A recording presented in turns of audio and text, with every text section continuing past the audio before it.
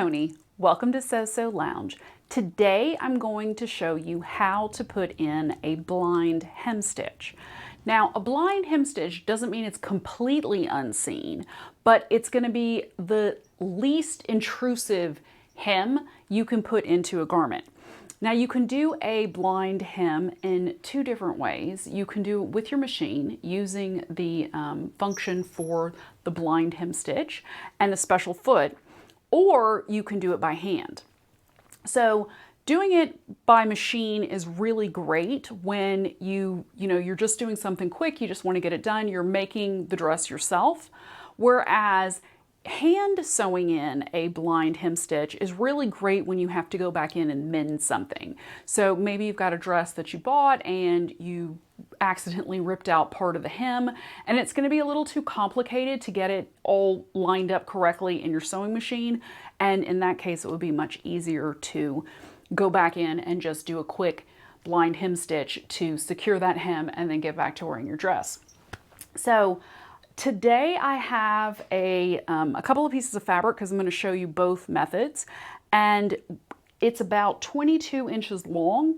And then I have finished the hem. I have folded it over a 1/2 inch, and then I folded it up again 1.5 inches. So basically it looks like a finished hem minus the attachment to the body of the garment. So this would be a 2-inch hem, which is the same kind of hem I would have put in my A-line dress. So this is the alternative method of finishing a hem in that kind of a skirt. So get your fabric and let's go in for a little bit closer look, and I'm going to show you how I have everything folded before we go over to the sewing machine. This is my hem that I've folded up. So to start, I pressed in a 1/2 inch fold along the raw edge, and then I pressed in a second fold at 1.5 inches. So this gives us a nice 2-inch hem. So this is the body of the garment, and then this is the hem that we folded up. And this is the piece I'm going to use for my hand stitching. So for the machine stitching part, we pretty much do the exact same thing, but the difference is that we're going to fold it a little bit differently. So this is the front body of the garment, and then that's the hem down there. We're going to fold it up, and then we want to have 1/4 inch of the hem showing from the back side. Now I gave this a little press to just kind of hold it in place. I measured down 1/4 inch to make sure it was even. If you want to add in a couple of pins, you can just do it over here in the body of the garment going through the hem and not this edge here, because then it's going to be a little bit harder to line up. You just put in a couple of pins just to keep it in place. That makes you happy. You don't have to, but totally your choice. So the way that blind hem stitching works is the machine is going to sew along this edge, and then it's going to bump over with one stitch and catch the body of the fabric and then come back. So you're going to have a straight line of stitching, and then there's basically going to be a little triangle in stitch lines. Then it's going to go back to straight, and then it's going to go back to a little triangle. And when it's making that little triangle, it's putting a single stitch into the body of the fabric.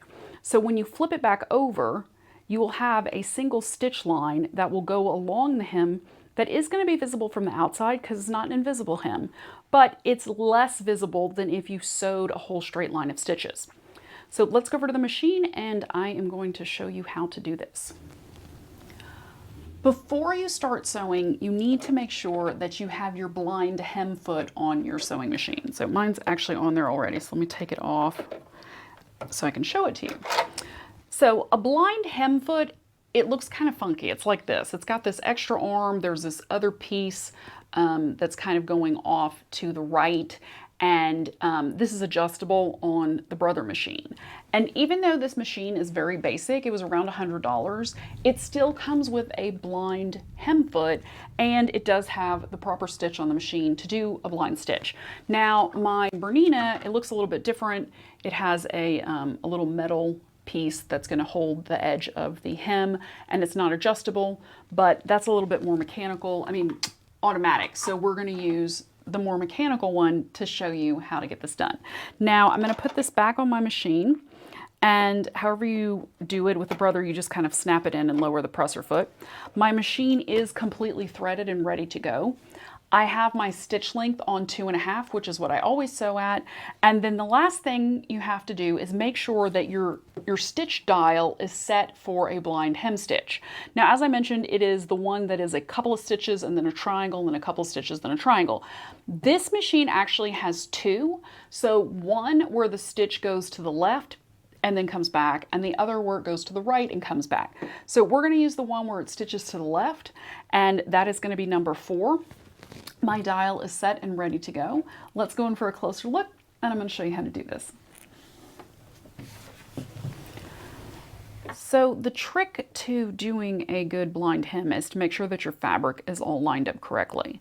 So we have this, the edge of the hem, the 1/4 inch, that we want to put on the right side of this little metal part of the foot. I guess we can call that the vertical piece that is coming down from the presser foot. And then we want to kind of push the fabric up against that piece. So if you have a space, it's not going to work.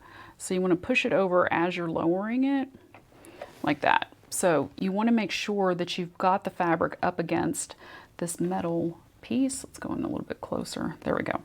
So let me use my scissors. You want your fabric pressed up here. So you see how the fabric is kind of raised, kind of going up along the edge. You want that to be that way, because if there's a gap there, when the needle moves over to take a stitch, it's just going to catch the other side of the hem. And you want to make sure that it catches the body of the garment, because that's what's going to create the blind hem stitch. So once you get everything lined up, then let's go back out, and we are going to just stitch straight, apply some pressure to your foot pedal. Let me make sure that's starting at the top position. There we go. And then you're going to start stitching. And as you're stitching, you want to make sure that this fabric is staying pressed up. So you might want to just put a little bit of pressure on this garment piece as it sews, because you want to make sure that it catches. That's what's going to make everything hold together. So I'm going a little too fast. There we go. Okay, so as you're stitching, you want to make sure that the fabric is going up kind of against the foot a little bit, because that is how you are going to catch your stitch back to the body of the garment. So just pay attention to that. I did just sew this whole thing and was not paying attention, and it did not catch. So you won't see that video, but just keep sewing and make sure you're doing that. So we're nearing the edge of the hem at this point, and I've been sewing a little bit slower because I want to make sure that this all fits up and locks properly. So now we're to the end. I'm going to just raise my needle and then lift up my presser foot, and then we're going to snip off these thread tails. And you can see I didn't have it lined up correctly, so we did not catch those bottom ones. I'll have to go back and redo that. But for the most part, they are caught into the body of the fabric. So now when we flip it over, you can see there are some little stitches. So you can see how it's just a single stitch every so often. And then once we press this, if this were not in orange, it would not be terribly noticeable, because if you did it in black or tan or whichever color you wanted to actually match the fabric, you wouldn't really notice it, you know, once you've got that on the hem of a dress. So that's kind of the whole point of doing the blind hem stitch. And then this is what it looks like from the back side. So you can see that it's going over and it's catching one stitch.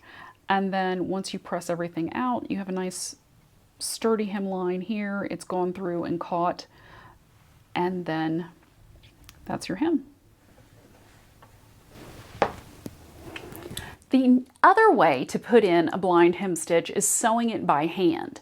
Now, sewing an entire dress by hand, doing a blind hem stitch, if you get the hang of it and you're pretty fast, it doesn't take terribly long. But the sewing machine is definitely the fastest way to do that. Using a hand sewn blind stitch is really good when you've torn something out, as I mentioned earlier. So to get started on this part, you're going to need some hand sewing needles. You need your thread, whichever color. I'm using orange again so you can see it. You're going to need a thimble, and some scissors to cut your thread. So the very first step is to get your thread, and if you are not used to hand sewing, when you cut the thread for whatever you're going to hand sew, you don't want it to be longer than like your arm span. And since I know this is going to be short, I'm going to make it a little shorter than my arm span, but that's the max thread length you ever want on a needle. So I'm just going to snip that off, and then I'm going to grab a hand sewing needle and find one that looks pretty good. I like to use a little bit longer one because it's easier to hold. So I'm going to thread this up, and let's go in for a closer look. When you thread your needle, let's see if I can do this as fast this time. There we go. You want to pull the thread through the eye of the needle as you are putting it on, just to kind of smooth it out. And you want the ends of the tails to be about even. Now you only need to knot one of them. So just knot that thread. However you do that, everybody has a different technique. I kind of just loop it back on itself and then do a second one so that it is sure to catch. So I've got my knot in there. And then you're going to take your thimble, which goes on your middle finger. I've seen people talk about wearing thimbles on this finger. That's not where it goes, and I'll show you why. So you put your thimble on this finger, and then you're going to take your needle, if I can pick it up, smooth out your thread, and then you're going to hold your needle like this, and then the thimble goes on the back side. So you're holding it, and the thimble is going to be used to push it through. So that's how that works. This is a tailor's thimble, so there's a hole in the top of it. You can use a regular thimble. I'll be doing a video on how to use a thimble separately. So anyway, that's what I'm going to be doing. And let's move this out of the way. So it's very similar to sewing with a machine. So you're pretty much going to be doing the same thing. You're just going to be going in through the hem part down here.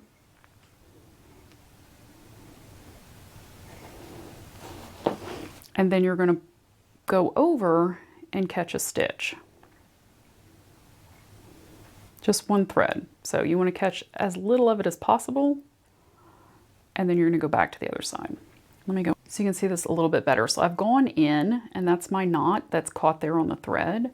And then just like I did with the machine, I'm going to go across to the other side, and I'm going to catch a couple of threads. This is surprisingly difficult to do while standing. So then you just pull it through, and then I'm going to go back to the top side, catch it again, and this stitch can be longer on the top side because you're not going to see that part, so that's totally fine.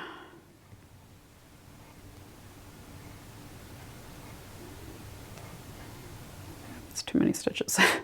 There we go.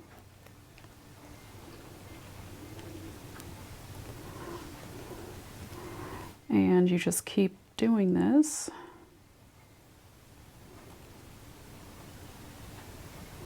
Until you finish the whole hem. Oops. This is why you don't want a crazy long thread, because it will catch. So you can kind of see how I've started right there, and that is basically what you're going to do. So you just keep going down. I'm going to sit down and stitch some more of this, and then I will come back and show you the close-up and the reverse side so you can just see how it looks when it's finished. So that's what the finished stitch looks like. As you can see, it's pretty similar. It's a little uneven because that's just what happens when you're hand sewing. And you can kind of see there. And then on the other side, you can kind of see it a couple of places. And I would say I definitely did a better job at this end. But some of my stitches got a little long here. It takes practice. So if you are going to hand sew anything, practice doing it on a scrap first, and then work at it. To compare, this is the machine stitch, and you can see the lines. So putting them up side by side,